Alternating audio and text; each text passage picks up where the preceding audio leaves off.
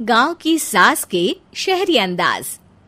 निधि को विकास से प्यार तो था, पर वो शादी करके उसके साथ गांव में नहीं बसना चाहती थी।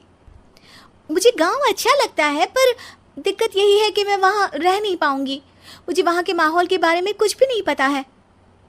अरे माहौल में ढल जाओगी तुम, थोड़ा टाइम तो लो। और विकास गांव में ही रह के ऑर्गेनिक खेती करता है, इतना अलग काम है। और यहाँ शहर में क्या है, कितना प्रदूषण और भीड़ है यहाँ। पर विकास यहाँ आके भी तो खेती कर सकते हैं ना। अरे शहर में एक प्लॉट लेने में जिंदगी भर की कमाई चली जाती है, खेत कैसे लोगे? सोच ले निधि, विकास गांव का है, वहीं उसका काम भी है। तेरे पास कोई नौकरी भी नहीं है, ना ही तुझे कभी काम करना था। ओफो, मुझे कुछ समझ में नहीं आ रहा, मुझे अकेला छोड़ दो। उसी दिन निधि विकास से मिलती है। यार, मेरे सारे दोस्त यही हैं। अरे दोस्त तो गांव में भी बन सकते हैं ना निधि। गांव के लोगों से कैसे दोस्ती कर पाऊंगी? मैं भी तो गांव का हूँ, मुझसे प्यार हो सकता है तो वहां के लोगों से दोस्ती भी हो ही सकती है ना। अरे यार, कंफ्यूजन है बहुत। सोच लो निधि, शादी के मंडप पे छोड़ के मत जाना, वरना दोनों के परिवार की नाक कट जाएगी। अभी बोल दो, पत्रिका नहीं छपाते हैं। निधि के पास तो कोई चारा नहीं बचा। वो विकास से इतना प्यार करती है कि उसे छोड़ भी नहीं सकती। वो विकास के लिए गांव में शादी करके बसने को तैयार हो जाती है। जल्द ही दोनों की शादी हो जाती है। आई होप तुमको गांव में अच्छा लगेगा। मुझे पता है गांव में और शहर में अंतर क्या है, वहां के लोगों की सोच में अंतर है। मुझे पता है कि कैसा लगेगा मुझे। तुम ये बिना देखे किसी चीज के बारे में कुछ भी सोचने की आदत छोड़ दो ना। निधि ने उस वक्त तो कुछ भी नहीं कहा, पर वो सोचती है कि सबको इस बात का एहसास तो करवाना ही पड़ेगा कि वो सही है। उसके दिमाग में एक तरकीब आई। उसने सोचा कि गांव के लोगों के लिए वो ऐसा काम करेगी कि आगे से उसे कोई किसी काम का बोलेगा ही नहीं। शादी के एक दिन बाद निधि की सास ने फरमाइश की। निधि बेटा, अपने हाथ से कुछ खाने का बना दे। बिल्कुल सासू माँ, थोड़ा सा रुकिए, अभी बनाती हूँ।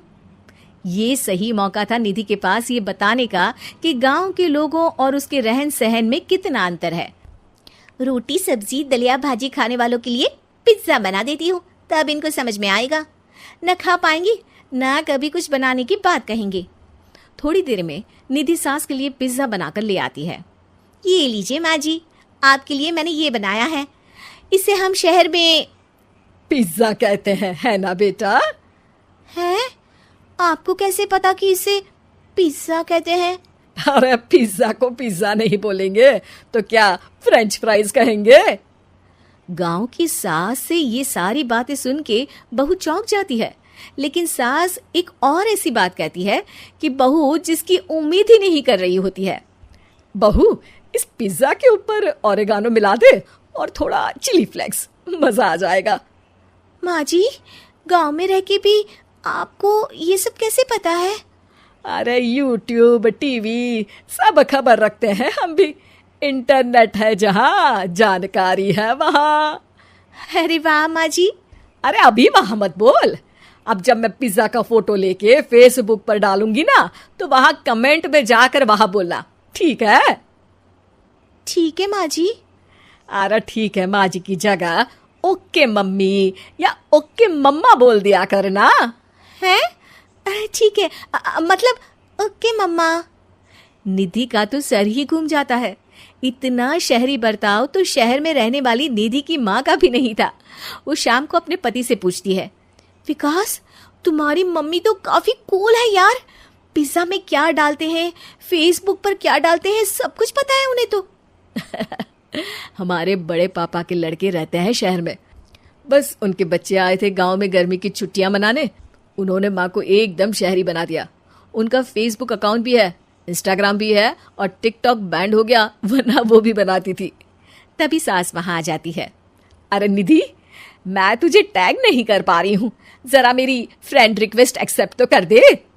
निधि के गांव को लेकर जो राय थी वो अपनी सासू माँ को देख के बिल्कुल बदल जाती है। और अब निधि भी सोशल मीडिया पे अपनी सास के साथ लाइव आती है और कमेंट बाजी भी करती है, ताकि सबको पता चले कि गांव में रह के भी उसका जीवन शहर जैसा ही है और उसके आसपास के लोगों के अंदाज भी एकदम शहरी है।